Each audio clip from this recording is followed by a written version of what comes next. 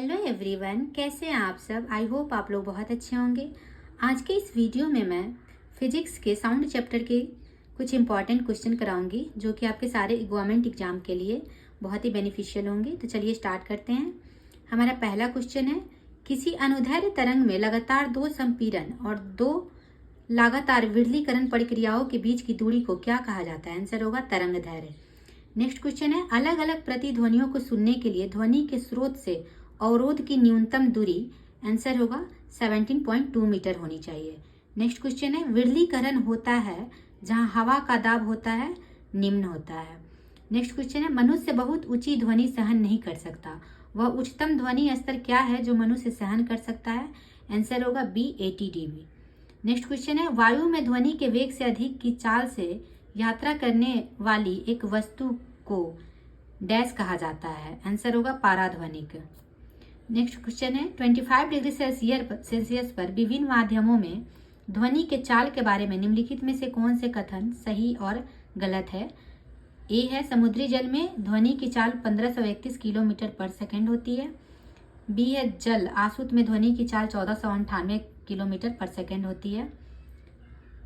तो ये दोनों सही है। समुद्री जल में ध्वनि की चाल 1531 किलोमीटर पर सेकेंड होती है और आसुत जल में ध्वनि की चाल 1498 किलोमीटर पर सेकेंड होती है। तो इसका आंसर हो जाएगा बी। ए और बी दोनों ही सत्य है।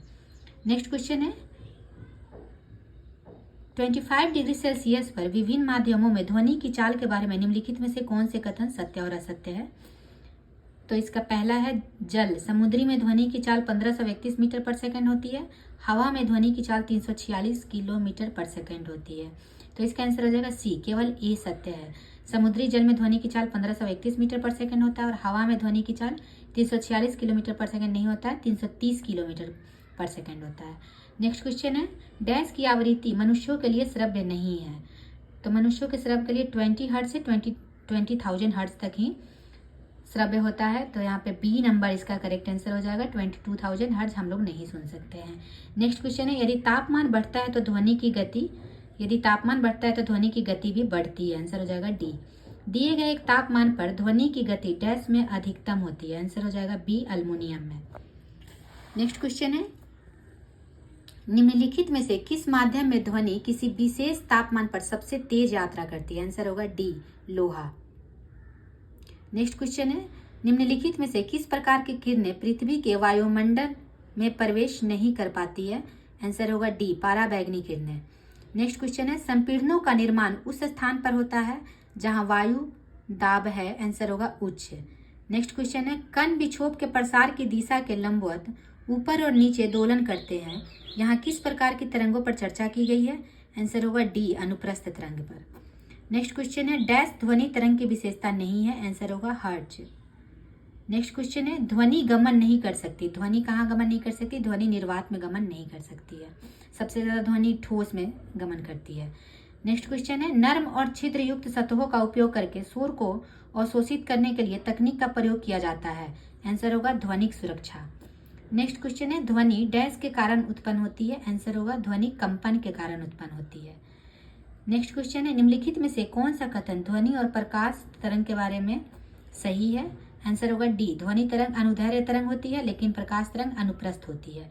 नेक्स्ट क्वेश्चन है, निम्नलिखित की भिन्नता के कारण संपीड़न और विरलीकरण उत्पन्न होते हैं। आंसर होगा हवा का दबाव के संपीड़न भिन्नता के कारण। नेक्स्ट क्वेश्चन है, ध्वनि की तीव्रता मापी जाती है। ध्वनि की तीव्रता डेसिबल से मापी जाती है। नेक्स्ट क्वेश्चन है, ध्वनि तरंग की आवृत्ति मापने की मानक इकाई क्या है। ध्वनि तरंग की आवृत्ति मापने की मानक इकाई हर्ट्ज है, बी नंबर। नेक्स्ट क्वेश्चन है, ध्वनि निम्न में से क्या है। ध्वनि एक यांत्रिक तरंग है, बी नंबर इसका आंसर होगा। नेक्स्ट क्वेश्चन है, यदि किसी तरंग की आवृत्ति दोगुनी हो जाती है तो उसकी तरंग दैर्ध्य क्या होगी। आंसर हो जाएगा डी, मूल का आधा। नेक्स्ट क्वेश्चन है, एक सोनार में मौजूद मुख्य उपकरण क्या है जिसका उपयोग पानी के नीचे मौजूद की दूरी, दिशा और गति का पता लगाने के लिए किया जाता है। आंसर होगा सी, ट्रांसमीटर और डिटेक्टर। नेक्स्ट क्वेश्चन है, एक्सरे जो अब चिकित्सा के क्षेत्र में दैनिक रूप से रोग निदान के लिए उपयोग किया जाता है, उसकी खोज किसके द्वारा की गई थी। एक्सरे की खोज किसके द्वारा की गई थी। आंसर होगा विलियम रॉन्टजन, ए नंबर। नेक्स्ट क्वेश्चन है, रेडियो द्वारा उत्पादित ध्वनि डैश से बढ़ती है, आंसर होगा आयाम बढ़ाने से बढ़ती है। नेक्स्ट क्वेश्चन है तरंग चाल, आयाम, तरंग दैर्घ्य और आवृत्ति सभी को कहा जाता है, क्या कहा जाता है? बी, तरंग की विशेषताएं। नेक्स्ट क्वेश्चन है डैश एक मात्रा है जो एक तरंग की प्रकृति का वर्णन नहीं करती है, आंसर होगा ऊंचाई। ऊंचाई एक मात्रा है जो एक तरंग की प्रकृति का वर्णन नहीं करती है। नेक्स्ट क्वेश्चन है ध्वनि के संचरण के दौरान माध्यम में कणों के उच्च घनत्व का क्षेत्र डैश कहलाता है, आंसर होगा सी, संपीड़न। नेक्स्ट क्वेश्चन है समुद्र की गहराई निर्धारित करने पानी के नीचे की पहाड़ियों, घाटियों, पनडुब्बियों, हिमशैल आदि का पता लगाने के लिए किस तकनीक का उपयोग किया जाता है, आंसर होगा सी, सोनार। नेक्स्ट क्वेश्चन है निम्न में से किन तरंगों में संपीड़न और विरलन प्रतिक्रिया शामिल है, आंसर हो जाएगा ए, अनुदैर्घ्य तरंग में। नेक्स्ट क्वेश्चन है यदि एक श्रृंग और इसके क्रमागत गर्त के मध्य दूरी एल है तो तरंग दैर्घ्य क्या होगी, आंसर हो जाएगा बी, 2L। नेक्स्ट क्वेश्चन है हवा में ध्वनि का वेग लगभग कितना होता है? हवा में ध्वनि का वेग 330 मीटर पर सेकेंड होता है। नेक्स्ट क्वेश्चन है डैश एक माध्यम में ध्वनि की गति निर्धारित करता है, आंसर होगा सी, माध्यम की प्रकृति। नेक्स्ट क्वेश्चन है समुद्री जल में ध्वनि की गति डैश होती है, आंसर हो जाएगा 1531 मीटर पर सेकेंड। नेक्स्ट क्वेश्चन है एक ध्वनि तरंग की गति 350 मीटर पर सेकेंड है, यदि इसकी तरंग दैर्घ्य 2 सेंटीमीटर है तो तरंग की आवृत्ति क्या होगी, आंसर हो जाएगा ए, 17,000 हर्ट्ज।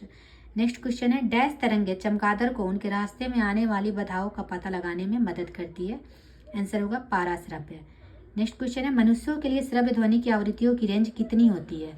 मनुष्यों के लिए 20 हर्ट्ज से 20,000 हर्ट्ज तक होता है, सी नंबर। नेक्स्ट क्वेश्चन है एक अल्ट्रासोनिक ध्वनि तरंग की आवृत्ति डैश से भी अधिक होती है, 20,000 हर्ट्ज से भी अधिक होती है।